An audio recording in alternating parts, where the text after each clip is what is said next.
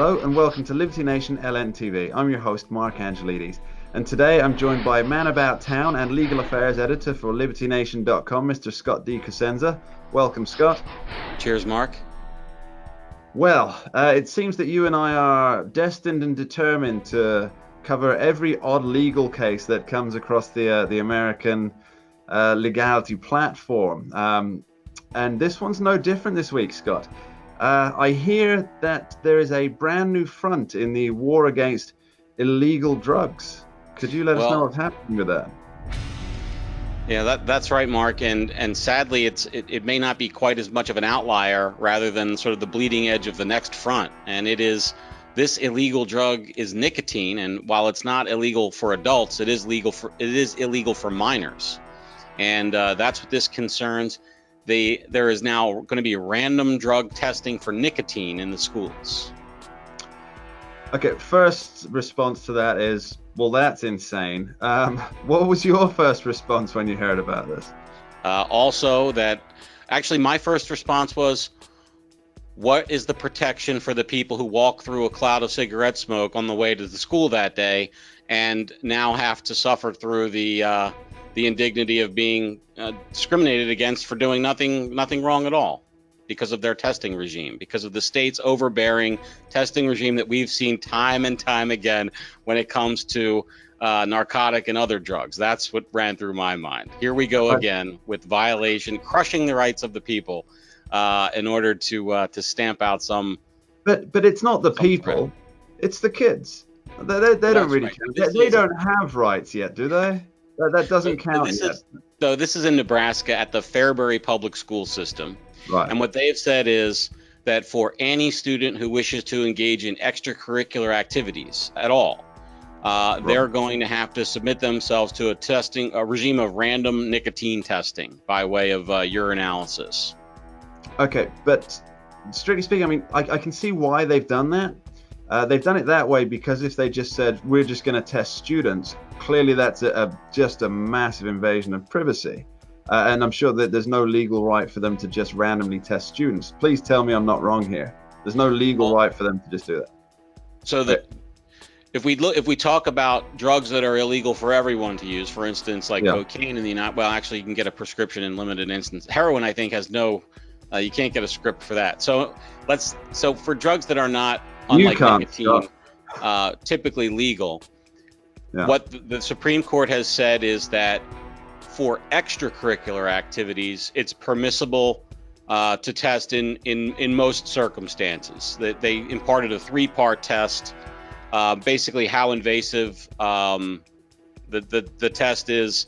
The most famous case, perhaps, in American jurisprudence concerning students is Tinker v. Des Moines, and there's a maxim from that case or quote that says you don't leave your rights at the schoolhouse door.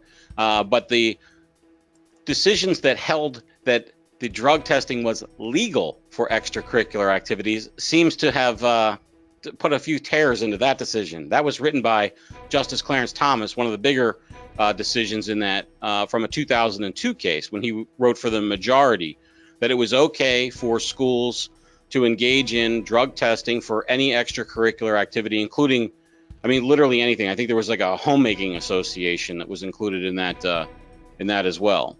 So Scott, I'm not an American nor a lawyer, so this is really how I see that they're allowing this to happen, is that by making it an extracurricular thing, this means that the students, presumably with permission from their parents, are opting to take part in an extracurricular activity. Have I got that right? So therefore it's them opting to fulfill the criteria that allows them to take the extracurricular activity. Is that correct? Yeah, so the government snatches the children and says, you must attend our government school or some school that we approve of. And if not, you can go to jail or, your kids can be taken away from you.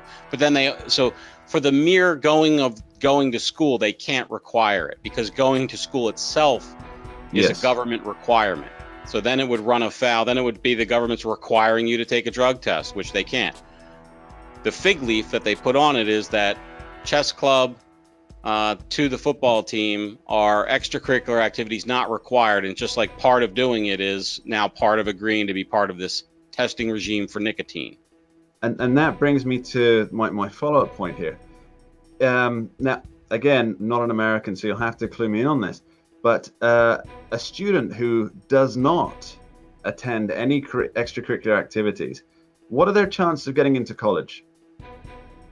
Well, you make a strong point there through your question, which is that any student who wishes to get into outside of a community college, which are typically non-competitive entrants in the United States, they bolster their resume through extracurricular activities typically associated with their school. There are some in America independent athletic endeavors and independent other endeavors. You may have a musical interest that you pursue outside of school, but for most kids in America, it's all part of the school. And just to be clear, those things are mostly supported by the local tax base. So the football team, the buses they travel on, the band, the instruments that they rent out, these are taxpayer, not to mention the fact that the salaries of the teachers and coaches and all that are paid by taxpayers. So it's a government function, but because of the voluntary nature of the participation is how the court found that it was okay. It was a 5-4. It was a 5-4 decision, by the way, on drugs. By the way, on drugs that are, we're talking about marijuana, but also cocaine, ecstasy, and other drugs. So whether this is going to be challenged, surely. It absolutely will be challenged, Mark. Right. And how will it get on? Will it survive? Like I said, so that previous case was about arguably quite harmful drugs. Yeah. Now it's interesting because in the justification for the law, the Board of Education talked about the increase in vaping. Now, the reason why I think that's interesting is because nicotine by itself, I don't know that it is particularly dangerous for a person. Unlike perhaps, I don't believe it is, from what I've read. So other drugs that may actually be dangerous for the body. And I thought it was funny that they talked about vaping because I think that's perhaps, with the exception of maybe transdermal absorption, perhaps the most innocuous way to take in nicotine. So whether this will be upheld, I think remains to be seen. But given that it was barely passed in a 5-4,